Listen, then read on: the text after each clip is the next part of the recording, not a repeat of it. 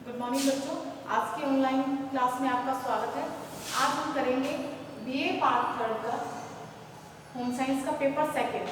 इसका नाम है पारिवारिक साधन व्यवस्था एवं आंतरिक सज्जा। इसमें हम आज करेंगे पारिवारिक जीवन चक्र की विभिन्न अवस्थाएं और उप अवस्थाएं। जैसा कि क्या है कि पारिवारिक जीवन चक्र की जो अवस्थाएं हैं उनको जानने से पहले क्या है कि उसमें हम गृह व्यवस्था करते समय परिवार के जो भी सदस्य होते हैं उनकी जो भी इच्छाएं होती हैं उनको जानना अति आवश्यक होता है। अगर उनकी इच्छाओं के बारे में हम नहीं जानेंगे तो क्या है, उनकी इच्छाओं की पूर्ति नहीं कर पाएंगे। इसलिए क्या है, उनकी इच्छाओं को जानना अति आवश्यक है। अब बात करते हैं कि पारिवारिक जीवन चक्र की कौन कौन सी अवस्थाएं हैं। इसमें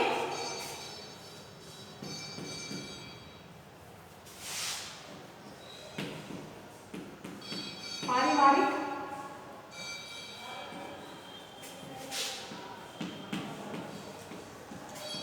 जीवन चक्र की अवस्थाएं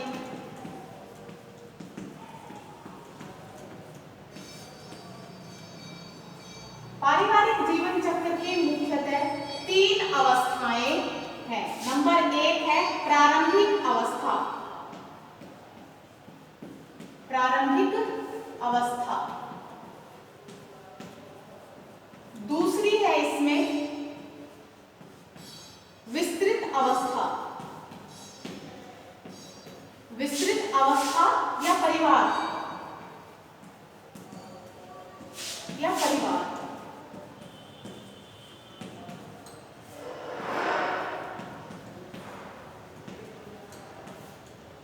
तीसरा आता है इसमें संकुचित अवस्था या परिवार।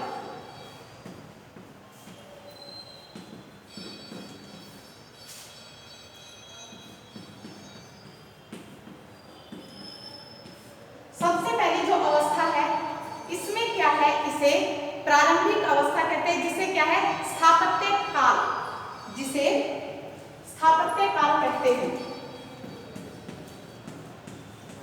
स्थापत्य काल कहते हैं या पीरियड ऑफ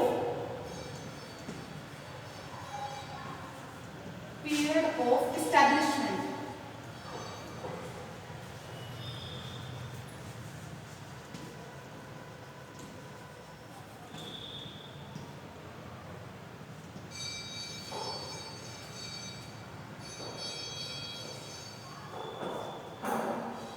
यानी इसे क्या कहते हैं, स्थापत्य काल या पीरियड ऑफ एस्टैब्लिशमेंट कहते हैं। ये क्या है, प्रारंभिक जो भी घर होता है उसमें परिवार होता है, उसकी जो प्रारंभिक अवस्था है वो यहाँ से स्टार्ट होती है। इसमें क्या है, जो नवदंपति होते हैं यानी अलग अलग समाज से आए दो जो व्यक्ति हैं वो क्या है आपस में क्या है विवाह बंधन में बंधकर क्या है अपने गृहस्थ जीवन की शुरुआत करते हैं। इसीलिए उसे क्या कहते हैं, स्थापत्य काल कहते हैं। और जब तक क्या है पहले बच्चे का आगमन नहीं होता तब तक ये काल चलता रहता है। और जब फर्स्ट बच्चा आ जाता है घर में तो क्या है ये जो अवस्था है उसका क्या हो जाता है, अंत हो जाता है। और जो विस्तृत परिवार की जो अवस्था है उसका क्या आरंभ हो जाता है। तो इस प्रकार से क्या है ये विस्तृत, इस प्रकार से क्या है ये स्थापत्य काल की शुरुआत होती है वो विवाह से होती है और अंत होता है वो किससे होता है, पहले बच्चे के आगमन से हो जाता है।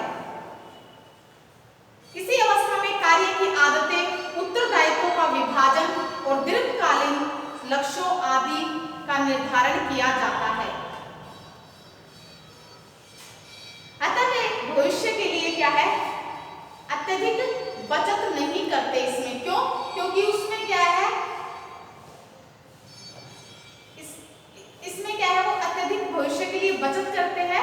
क्यों? क्योंकि इसमें क्या है बच्चे का आगमन नहीं होता तब तक क्या है वो जो अपनी भविष्य निधि के लिए जो भी अपना पैसा होता है वो उसके लिए भविष्य निधि में विनियोग कर देते हैं, उसको कहीं इन्वेस्ट कर लेते हैं ताकि आने वाले फ्यूचर में वो उसको काम में ले सके।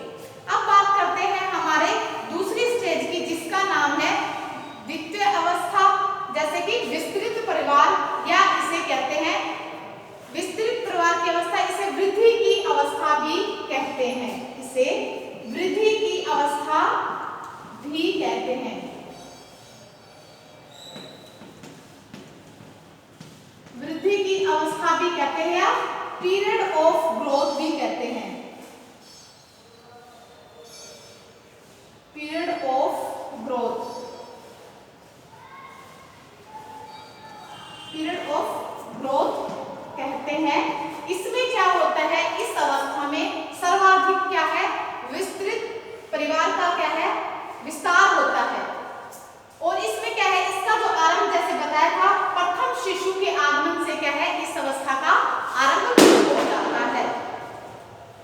और जब बच्चे बड़े होकर अपने अपने पैरों पर खड़े होकर स्वावलंबी बन जाते हैं तथा शादी विवाह करके क्या है, अपना अलग गृहस्थी बसा लेते हैं, इस अवस्था में पति पत्नी को अनेक प्रकार की क्या है, जिम्मेदारियों का निर्वाह करना पड़ता है। जैसे बच्चे की पढ़ाई है, लिखाई है, फिर उसके फ्यूचर के बारे में सोचना, फिर उसके बाद क्या है, उनकी शादी करना, ये क्या है, इसी अवस्था के अंतर्गत आते हैं।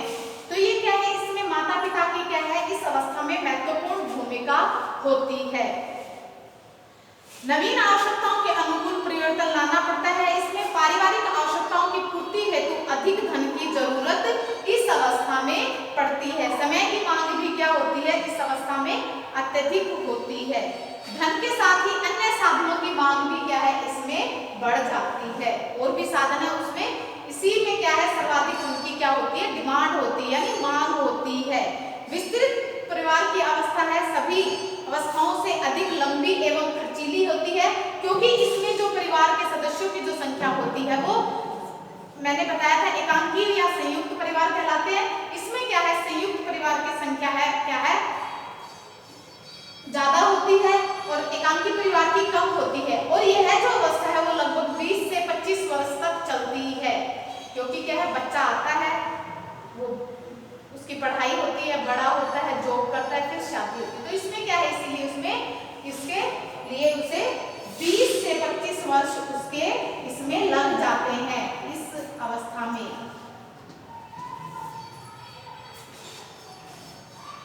20 से 25 वर्ष इसमें लग जाते हैं। अब बात करते हैं हमारे, जैसे कि इसमें आगे बात करते हैं तीसरी अवस्था की, जिसे क्या कहते हैं, संकुचित परिवार की अवस्था, इसे कहते हैं संकुचित परिवार की अवस्था, और इसे कहते हैं कॉन्ट्रैक्टिंग फैमिली स्टेज।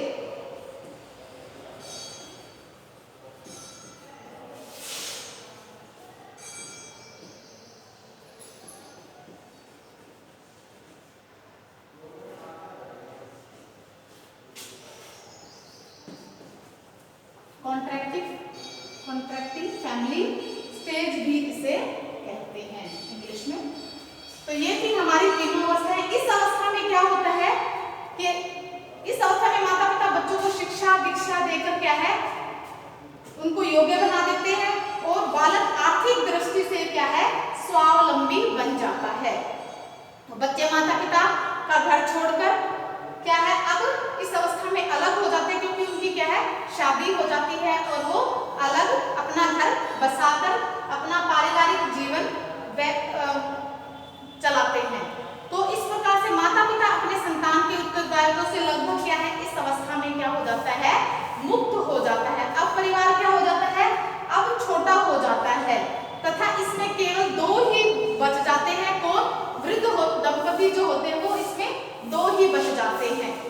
हाँ, संयुक्त परिवार से वृद्ध दंपति के साथ उनके बेटे, बहू, पोते पोतियां, अविवाहित बेटियां भी रहती हैं, परंतु क्या है, हर दशा में वृद्ध दंपति का कार्य क्षेत्र कम हो जाता है। हर दशा में क्या है, उनका कार्य कम क्यों हो जाता है, क्योंकि वो क्या है, इस है अपने बच्चों को दे देते हैं। तो इस प्रकार से थी हमारी तीनों अवस्थाएं थी। इस अवस्था को क्या कहते हैं? सेवानिवृत्ति काल भी कहते हैं। सेवानिवृत्ति काल क्या है? क्यों? क्योंकि वो क्या है, एक तरह से उनको रिटायरमेंट मिल जाती है इस अवस्था में।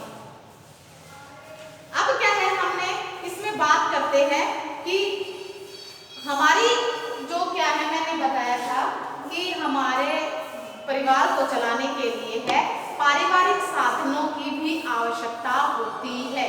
तो जो साधन है, मुख्य जो साधन है वो क्या है? धन, समय और शक्ति। ये तीनों क्या है, परिवार को चलाने के लिए इन तीनों साधनों का हमारे पास होना अति आवश्यक है। तो जैसे कि जो अब इनमें बात करते हैं कि जो ये तीनों चीजें हैं, तीनों जो रिसोर्सेज हैं हमारे पास, साधन है, इनकी कौन सी स्टेज में कितनी जरूरत होती है। तो जो प्रारंभिक अवस्था होती है इसमें क्या है, समय की मांग जो होती है वो क्या होती है? कम होती है। समय की मांग कम होती है। इसमें क्या है, धीरे धीरे क्या है, जब बच्चा पैदा होता है तब तक क्या है, समय की मांग धीरे बढ़ जाती है। और जो शक्ति की मांग होती है, यानी जो परिश्रम है, एनर्जी है, वो भी इसमें क्या है, इस अवस्था में क्या है, कम लगती है। रही धन की बात, धन की बात भी क्या है, कम लगता है। और इसमें क्या है, धन खर्च कम होता है, क्योंकि क्या है, नवदंपति होते हैं, उनका खर्चा कम होता है, बच्चे तब तक होते नहीं है, तो क्या इसमें खर्चा कम होता है। इसी स्टेज पर वो क्या है, अपनी अधिकतम बचत कर सकते हैं, यानी भविष्य निधि के लिए क्या है, पैसा जोड़कर रख सकते हैं। अब बात करते हैं विस्तृत अवस्था। इसमें क्या है, विस्तृत या विस्तार की जो अवस्था है, इसमें जो समय की मांग होती है वो क्या है, धीरे धीरे बढ़ जाती है। इसमें क्या है, समय की मांग सबसे अधिक होती है, शक्ति की मांग भी सबसे अधिक होती है, और क्या है, इसमें धन की मांग भी सर्वाधिक होती है। क्यों होती है? क्योंकि इसमें क्या है, बच्चों की स्कूलिंग होती है, उनकी जॉब के लिए होती है, फिर उसमें क्या है, उनकी शादी के लिए भी क्या है, खर्चा वहन करना पड़ता है। इसलिए इसमें क्या है, धन की मांग भी सर्वाधिक होती है। अब बात करते हैं संकुचित अवस्था। संकुचित अवस्था में भी क्या है, समय की मांग क्या होती है, कम होने लग जाती है। स्टेज में शक्ति की मांग भी कम हो जाती है, और क्या है, धन की मांग अपेक्षाकृत पहले की तुलना में कम हो जाती है। लेकिन क्या है, धीरे धीरे क्या है, बिल्कुल कम नहीं होती, क्योंकि जो बुजुर्ग दंपति होते हैं उनके क्या है, जो बीमारियां लग जाती है, उन पे क्या है, खर्चा बढ़ जाता है। तो इस प्रकार से क्या था, इसमें समय, शक्ति और धन की मांग की बात की गई है। अब बात करते हैं इसमें हम उप अवस्थाओं की। ये तो थी हमारी जीवन चक्र की अवस्थाएं। अब बात करते हैं उप अवस्थाएं।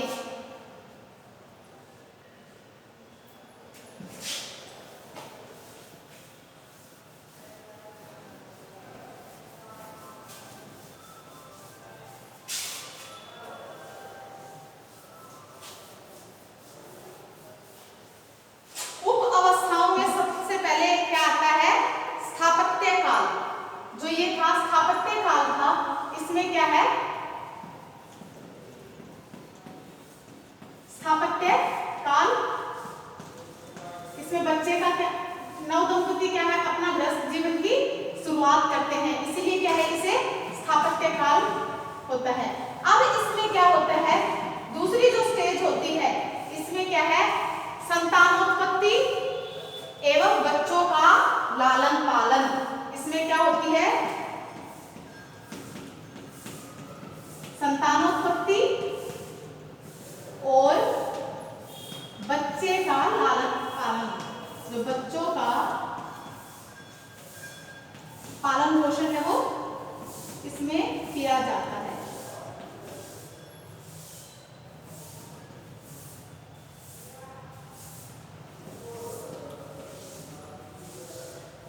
इस स्टेज में बच्चों का लालन पालन किया जाता है। फिर इसमें आता है प्राथमिक विद्यालय, इसी के अंतर्गत आता है प्राथमिक विद्यालय।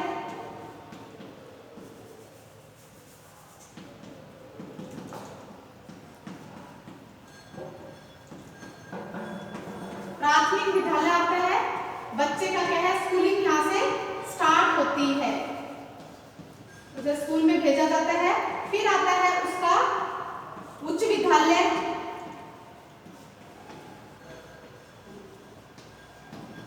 फिर उसका आता है महाविद्यालय।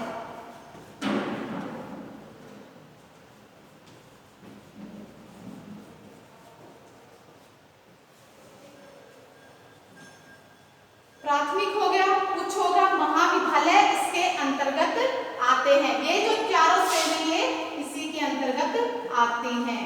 फिर बात करते हैं हमारी, ये थी इसमें विस्तृत परिवार की जो अवस्थाएं थी उनमें कौन कौन सी अवस्थाएं आती हैं, ये वाली अवस्थाएं इसके अंतर्गत आती हैं। इसीलिए क्या है, इसमें धन, समय और शक्ति की मांग क्या है, सर्वाधिक होती है। क्योंकि क्या है, बच्चों का आगमन हुआ, फिर उसका क्या है, प्राथमिक स्कूलिंग हुई, उच्च विद्यालय हुआ और फिर उसका महाविद्यालय हुआ। अब जो लास्ट जो हमारी अवस्था है इसमें क्या होती है, इसमें होती है बच्चों का व्यावसायिक समायोजन। बच्चों का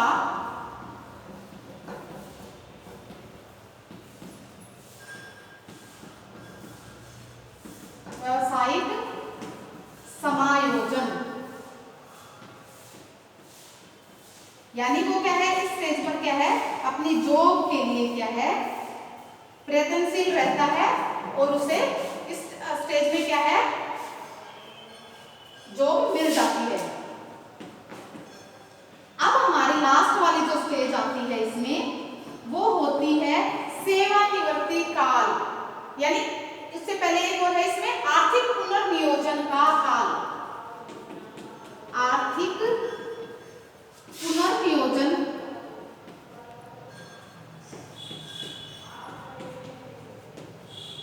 पुनर्नियोजन का काल। और लास्ट होती है इसमें हमारी सेवानिवृत्ति, यानी रिटायरमेंट।